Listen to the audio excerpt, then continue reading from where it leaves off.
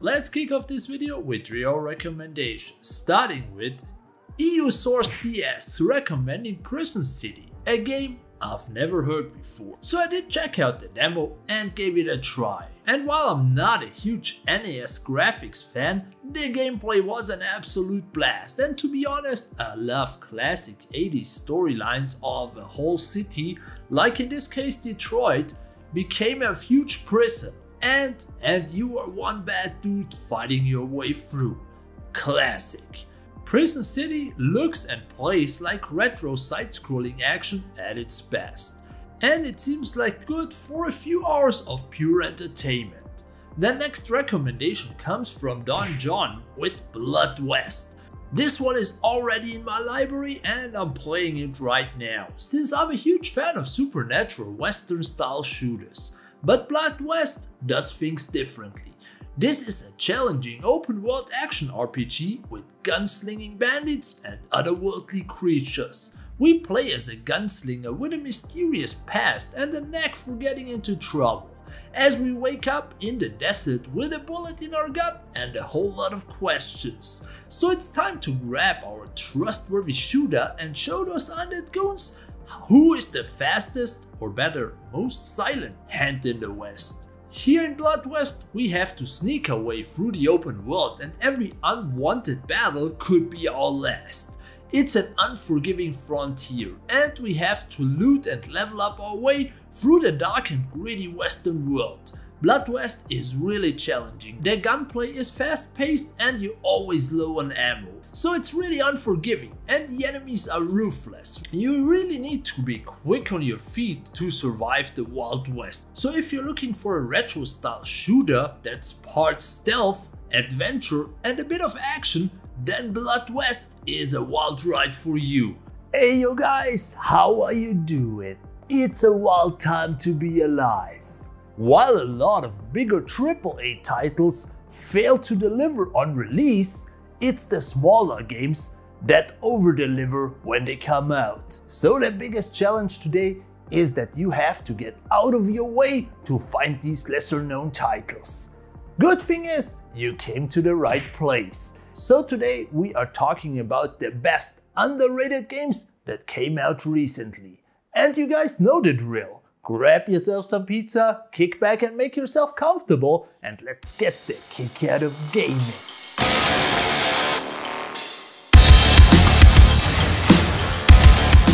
Let's kick off this list with a classic, Turok 3: Shadows of Oblivion. This game just came out a few days ago, but is already 23 years old. Released back in the day on a Nintendo 64, I played a ton of Turok 2, but only the first few levels of Turok 3. Now, a few years later, I'm finally down and able to finish this bloody masterpiece. It feels like a time capsule filled with dinosaurs, guns and a comically amount of violence. And for an original N64 game, there is a surprising amount of story here too. As the main character of Turok 2 goes down guns blazing, we have to take over the title of Turok and the burden that comes with it. Meaning we have to blast and Lovecraftian evil and its minions back into oblivion. And to my surprise, the game kicks off in a cyberpunk city and takes us on a wild ride through Black Mesa-like research facilities and the Forgotten Lands. The level variety and mission objectives are great, and there are tons of different evil goons coming after us. Good thing is, we come packed too. Dinosaurs, mutants and soldiers are getting torn apart with the help of 24 different weapons that all pack a punch. Turok 3 is not for the faint of heart, but it also comes with some modern day improvements. The controls feel smooth and the upgraded N64 graphics are looking amazing. Most levels are rather short, but with no manual save feature, that's a blessing in disguise, because once you go down, you start at the beginning of the level again. So I highly recommend you kick off your first playthrough on easy mode. Overall, Turok 3 is an old school shooter experience and I'm absolutely loving it. I'm glad we are seeing a revival and remakes of games that really deserve it. And the next game on this list did hit the retro feels just right as well, Hyperviolent. With a name like that, I had to check this game out. Set in a high sci-fi world, we are answering a mining colony's distress signal and find out everyone has decided to change profession and become a robot zombie monster. Good thing we followed the first rule of intergalactic space travel: bring some serious firepower. While Hyperviolent won't beat you over the head with its narrative, it does try to give you some context. There aren't many cutscenes and a lot of the text you find is optional, which is good because the gameplay is where it's at. It's super fluid and bloody good. Most of the levels are a bit more open, letting you figure things out on your own. You have to find keycards, open doors. There is a bit of backtracking to do, but most of the time the game will also spawn in some more enemies to make it more eventful. Some of those goons will even surprise you from behind or lurk in dimly lit areas, leading to a few dynamic jump scares. And I have to say, from the beginning, the horror elements of Hyperviolent stand out. You only have a limited supply of ammo and weapons to defend yourself. And while combining horror with retro elements in a boomer shooter is hardly a new idea, Hyperviolent firmly balances these elements with survival horror and moment-to-moment shooting gameplay to create something that truly feels unique. Something unique is the next game on this list too. Like a Dragon Ishin. In this Yakuza spin-off, we play a samurai Kiryu, who, after getting blamed for the murder of his father, needs to find the real goons behind it and, in the process of it, go on an epic trip to medieval Japan to save the whole country from a political intrigue. When it comes to combat, Ishin features a mix of swordplay, gunplay and over-the-top special moves. The combat is fast-paced and satisfying, and there's a lot of variety to keep things interesting. The main story and sub-stories are full of twists and turns, and it's genuinely gripping and entertaining to the end. While there are a ton of mini-games like running a business, singing karaoke or some light gambling, most of it was rather boring to me. The modern Yakuza games did a way better job at making the minigames entertaining, but more on that later. Overall, Like a Dragon Ishin is a great Yakuza spin-off samurai game with the usual dose of wackiness. It's like taking a time machine back to 19th century Japan with some street fucks from the OG games. The result is a hilarious and action-packed adventure that will have you laughing 1 minute and kicking ass the next. And if this isn't enough light-hearted entertainment for you, then check out the next game on this list, Hi-Fi Rush. This is a wild blend of action, rhythm and humor. This game is like a high-octane cartoon come to life, where every punch, kick and jump is perfectly synced to the beat of a killer soundtrack. We play as a dude called Chai, a wannabe rock star who in a work-related accident has his heart replaced with a Walkman. Turns out the company he is working for has an evil plan for world domination, so it's our duty to use our new rhythmic superpowers to stop them by beating them senseless. Two of the main highlights of this game are the soundtrack and the combat. Every action from basic attacks to special moves feels satisfying and impactful, and the game rewards you for timing your moves to the beat of the music. Since I have no freaking musical bone in my body, I did fail hard at first. Good thing is, on lower difficulties the game does assist my musical inability a lot. As we make our way to the top of the company HQ, we meet new allies who lend us a helping hand in combat and even with some light puzzles, which was a lot of fun. Overall, I was blown away by Hi-Fi Rush. It came out of nowhere, was a blast to play with a fun story and really good gameplay. Hi-Fi Rush feels like a playable premium cartoon series. It's got top-notch animation, a nice cast of characters, and villains you love to hate, all wrapped up in some light-hearted humor and a dynamic rock soundtrack. What's not to like about that? Definitely one of the most underrated gems that came out recently. The next game on this list got a bit more buzz going on. Robocop, Rogue City. In this dystopian future of Detroit, crime is rampant and the OCP Corporation rules with an iron fist.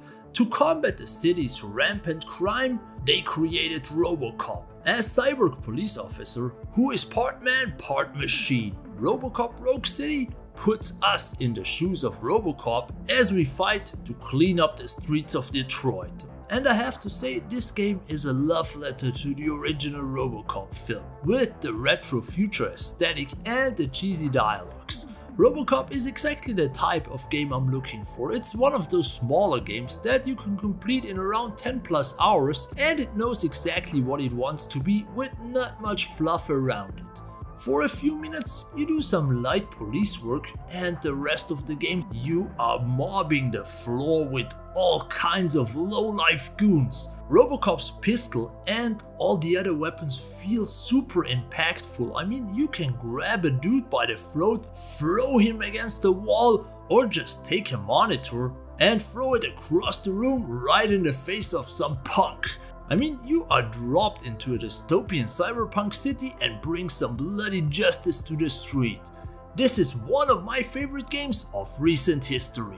But we are not done yet. In fact, we are just getting started, and the next game on this list would get a speeding ticket by how hard and fast it goes. Ghostrunner 2. Ghostrunner 2 is a sequel that supercharges everything that was great about the original and elevates it to a whole new level. We are still playing as Jack, a robotic ninja peacekeeper who carves through enemies like a hot knife through butter. And we still spend most of our time sprinting, wall running and grapple hooking our way through platforming sections before one-shotting an area full of cyberpunk goons. This time we are on a quest to take down a group of 4 powerful robot ninjas who want to take control of what's left of the world. When it comes to the gameplay, the satisfying core loop is still here. The lightning fast, skill heavy, one-hit kill combat is as exciting as ever, packed with even more tricks that give you plenty of new options to approach every scenario.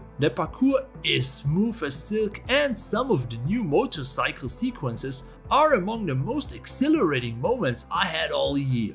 But here's a warning: if you didn't vibe with the first game, this is more of the same. But what I will praise is the art direction and visuals. Ghostrunner 2 has a killer cyberpunk style and features a killer soundtrack that I never grew tired of, despite having to hear it over and over again upon repeated attempts to progress through the game. But I had a blast trying to nail the perfect run and becoming a ruthless ninja in a dystopian world. Highly recommended. The next 2 games fall in my gaming gray zone, but I can no longer ignore these, and I have to talk about my favorite multiplayer only games, kicking it off with Showdown. This game is as subtle as a sledgehammer to the face. It's loud, it's scary, and it's full of surprises. But that's what makes it so damn fun. I've been playing this game with my friends for a few hours now, and I have to say, the supernatural gunslinging western experience is quite unique and fun. Every round we play as a bounty hunter who is tasked with tracking down and killing huge boss monsters in the open Louisiana swamps. But we are not the only ones hunting them.